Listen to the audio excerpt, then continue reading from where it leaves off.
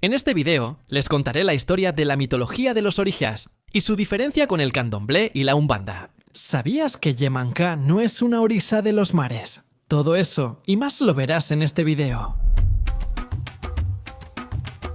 Si eres nuevo aquí en el canal, no olvides suscribirte, porque hay videos nuevos sobre mitología, demonios y ángeles cada semana. Tampoco olvides dejar tu like, comentar algo ahí y compartir el video, porque me ayuda muchísimo, ¿eh? Desde ya, muchas gracias. Un aviso antes de empezar. En este video me voy a enfocar bastante en la mitología yoruba, no en las religiones de origen africano que hay aquí en Brasil. Tendré que hablar de ellas, ya que la mitología yoruba las influyó mucho, pero no voy a profundizar en el tema. Otra cosa que sé que habrá gente comentando es que esto no es mitología, es religión, pero una cosa no anula la otra. La mitología reúne y estudia historias fantásticas, que no siempre son mentiras. Por ejemplo, la mitología del rey Arturo, cuya existencia es incierta. Mitología no es lo mismo que mitomanía ni significa mentira. No puedo empezar este video sin mencionar al pueblo yoruba, uno de los 3 principales grupos étnicos de Nigeria, a quienes pertenecen estas historias. Ellos se ubicaban en el suroeste del país, pero había otro grupo más pequeño en Togo y Benín. Ellos hablan un idioma del grupo Benue-Congo, que forma parte de la familia lingüística Níger-Congo. La mayoría de los hombres yoruba trabaja en la agricultura, cultivando ñame, maíz, mijo, chícharo, frijol, plátano macho y otras cosas.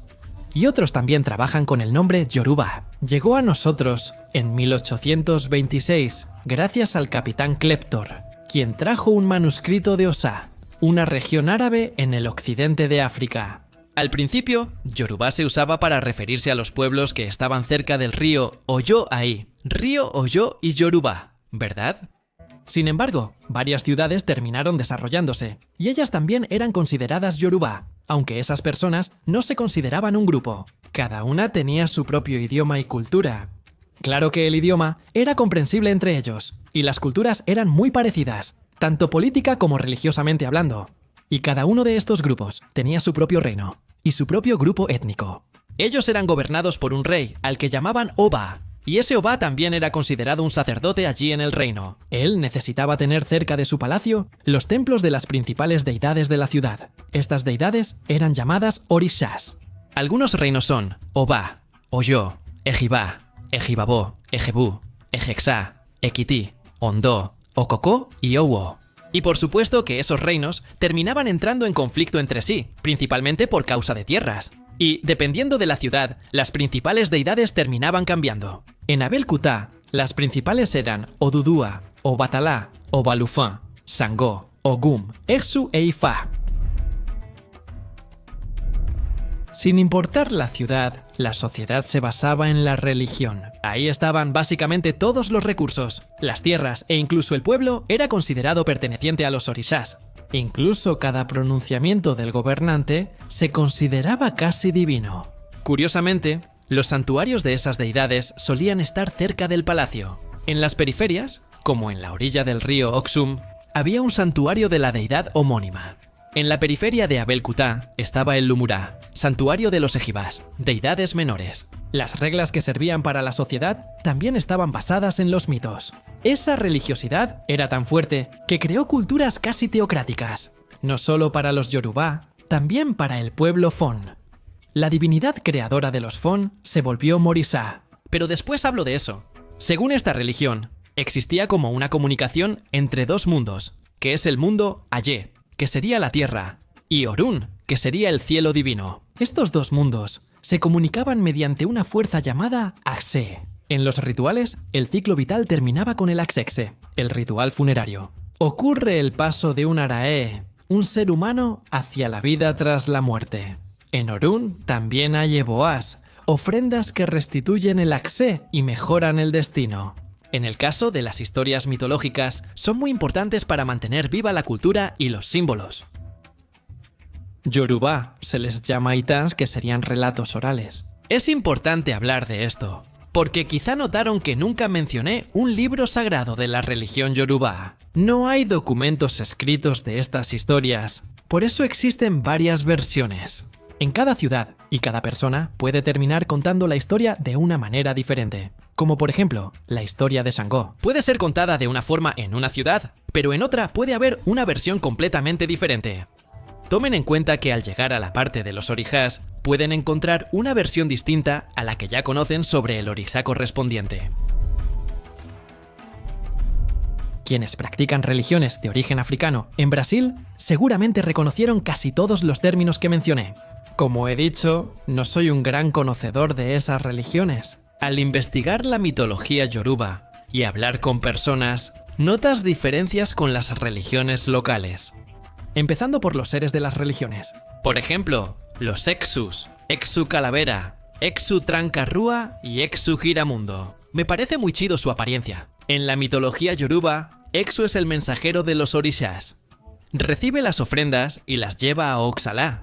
También existen seres como los pretos bellos, caboclos, eres, que son espíritus niños, y muchos otros que no mencionaré aquí. Si vas a África y hablas de esos seres, no los reconocerán. Otra diferencia es Iemanjá, pues en Brasil seguro reconoces el ritual de saltar 7 olas en Año Nuevo. Y aquí ella es llamada la Orisha de los mares.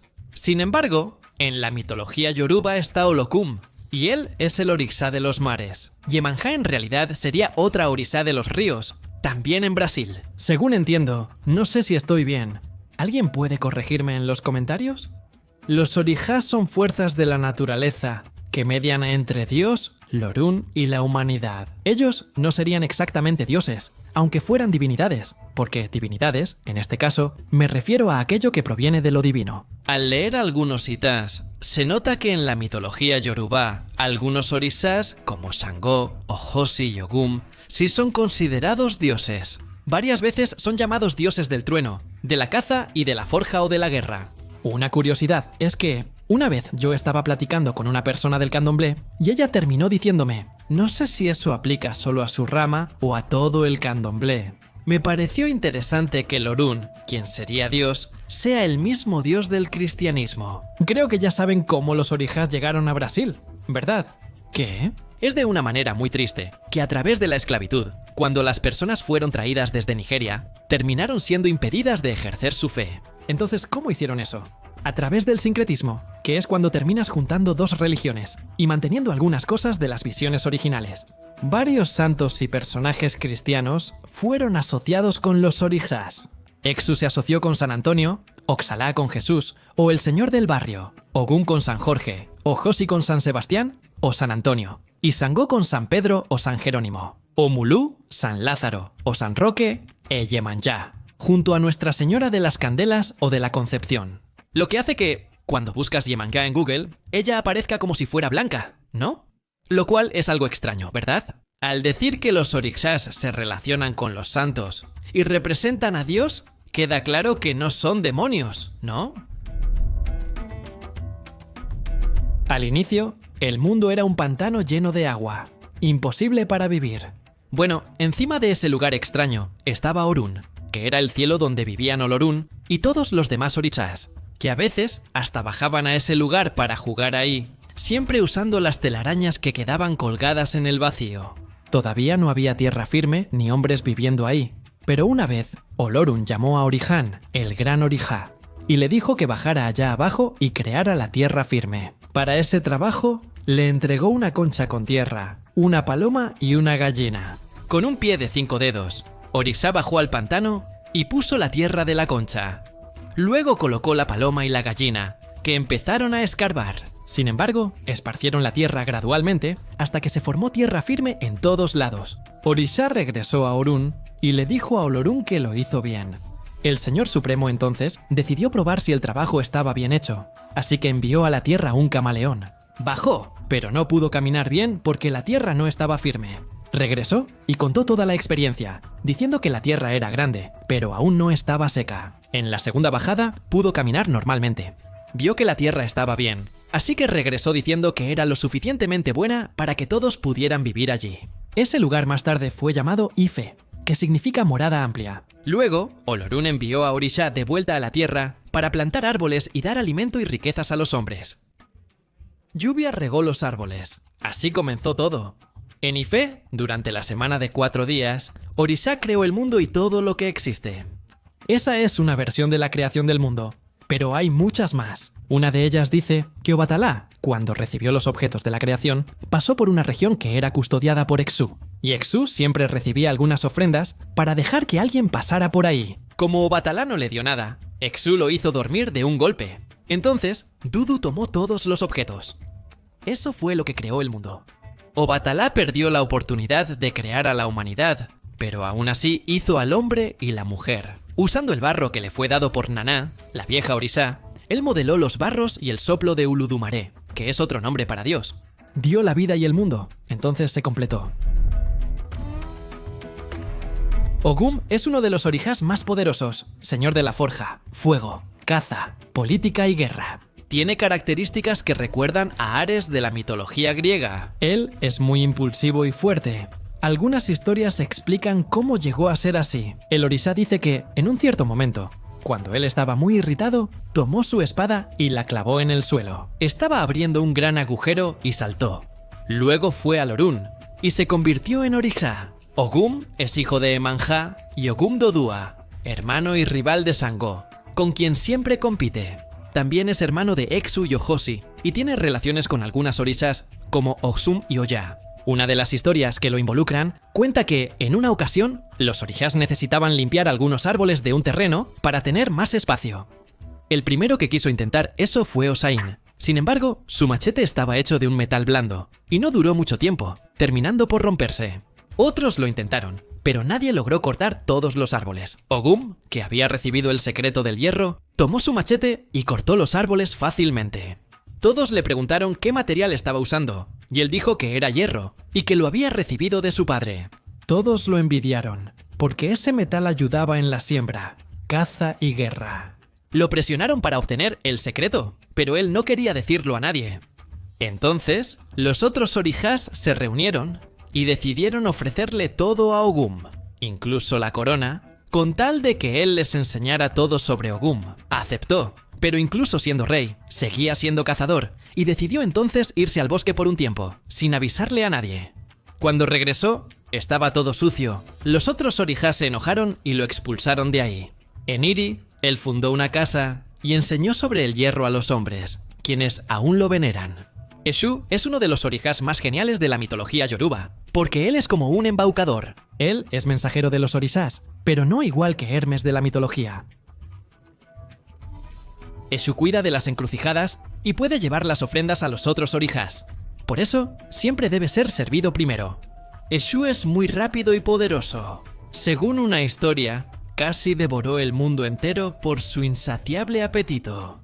Primero se comió toda la comida de la casa, luego la de la ciudad, y después a los animales. Bebió toda el agua, comió todas las especias, y ni muerto se detuvo. Tuvieron que prometerle que siempre recibiría. Eshu también es muy inteligente.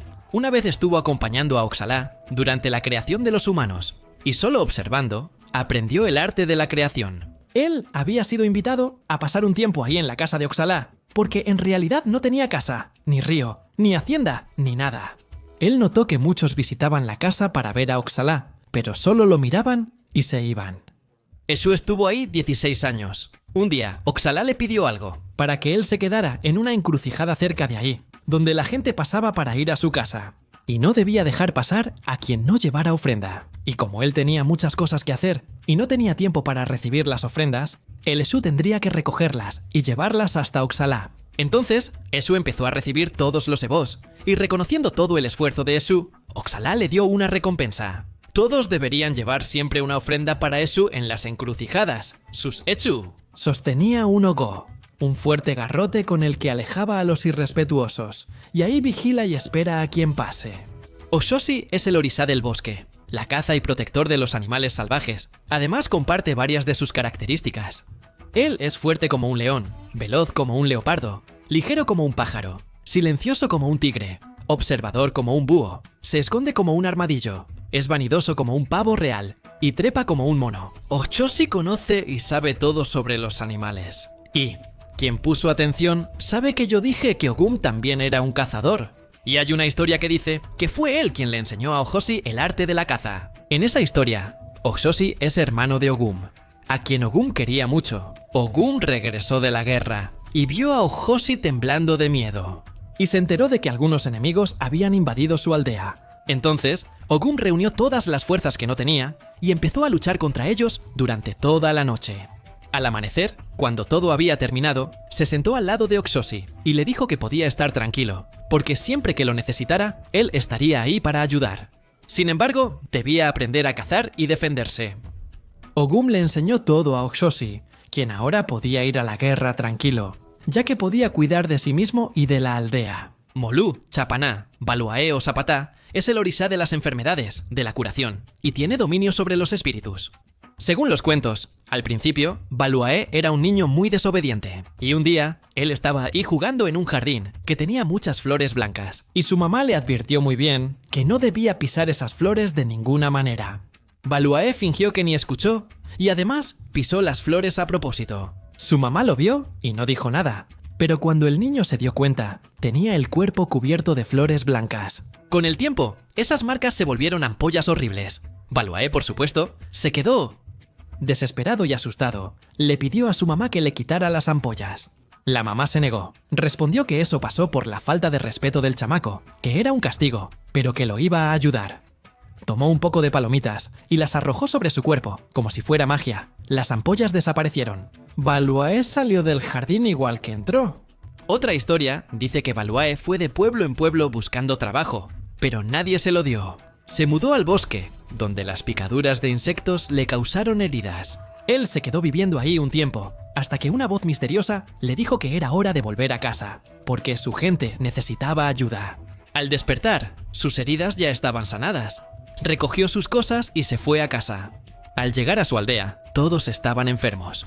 Usando el conocimiento de las hierbas que había aprendido en el bosque, curó a todos, incluso a sus padres.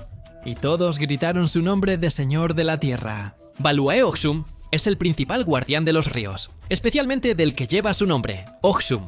También se asocia con riqueza, belleza, fertilidad y prosperidad. Ella es muy adorada en esos lugares, y también es una de las orixás más bellas. Eso si no es la más bella de todas, porque ella puede seducir básicamente a quien quiera, sea hombre, mujer o incluso a otro orixá. Ella hizo eso con Ogum, cuando él dejó su puesto de herrero de los orixás para volver a ser cazador. Ogum venció a todos, pero no pudo resistir ante Oxum. Ella bailó frente a él y logró llevarlo de regreso a la ciudad, incluso mientras él estaba hipnotizado. Siendo representada como una hermosa mujer negra, Oxum usa joyas y ropa amarilla, y también sostiene un espejo. Normalmente, ella aparece como hija de Emanjá y Orumilá. Ella nació cuando Orumilá se encantó con la belleza de Emanjá y la invitó a su palacio con la ayuda de Exu. Ella viajó y volvió embarazada, dando a luz a una niña llamada Oxum. En otra historia de seducción, ella también termina seduciendo a Uxá, pero después termina yéndose. Debe disfrazarse de río, formando el río Oxum. Para los Yoruba, Yemanjá era el orixá de los ríos y las cajas. Hay algunas historias que también involucran el mar, pero eso tiene mucho que ver con su padre o su madre, que es Olokun. Pero aún así, claro, ella es extremadamente poderosa. Pero una vez, Sangó terminó irritando a Yemanjá. Ella empezó a atraer todo tipo de agua hacia su cuerpo hasta volverse extremadamente gigante y asustar a Sangó. En ciertos relatos, ella participa en la creación del mundo. Cuando Olodumare comenzó a modificarlo, creó el reino de Yemanjá. Ella comenzó a ayudarlo a modelar la superficie y crear el paisaje del mundo. Asignaría la función de cada orixá, dando a Sangó los volcanes. En otra historia, Yemayá estaba sola en Yorunali, donde vivía y se alimentaba. Una vez, Olodumare decidió darle una familia a Yemayá. Entonces, su vientre creció, y de ella nacieron estrellas. Pero esas estrellas se fueron al cielo y abandonaron a Yemayá. Y su vientre empezó a crecer una y otra vez, y de ella salieron las nubes. Y las nubes también abandonaron a Yemayá. De nuevo su vientre creció, y esta vez nacieron los orishas Changó, Oyá, Osaín, Obaluae y los Ibellis. No abandonaron a Yemayá. Changó es el orisha del trueno. Él siempre aparece como el líder del panteón, y casi siempre disputando esa posición. Con Ogum, Changó también tiene 3 esposas, Oxum, Oya y Obá. Entonces me preguntas, pero Emi, ¿no dijiste que Ogum también se relaciona con Oxum y Oyá? Sí, él tiene. Esos dos competían por mujeres. Shango aparece sosteniendo hachas dobles, ya que el hacha es el símbolo del trueno, y tiene 6 ojos, y a veces hasta 3 cabezas. Sus colores son el rojo y el blanco. Está relacionado con Oxumaré, el orishá del arco iris, porque llevaba agua al palacio de Shango. Shango es muy fuerte. Él terminó despertando sus poderes durante una guerra en la que estaba perdiendo. Entonces, él subió a una cantera y golpeó las rocas por la rabia que sentía. Él empezó a lanzar fuego y quemó a varios soldados enemigos, y también empezó a invocar rayos que cayeron sobre los otros generales. Y, aunque es muy poderoso, Shango también tiene miedos. Uno de ellos son los Eguns, espíritus malignos o fantasmas que persiguieron incansablemente a Tango, y de los que logró escapar. Con ayuda de Oya, quien le dio un espejo, Shango lo mostró a los Eguns y al verse huyeron. Existen otros orishás. Pasaré rápido para no alargar el video.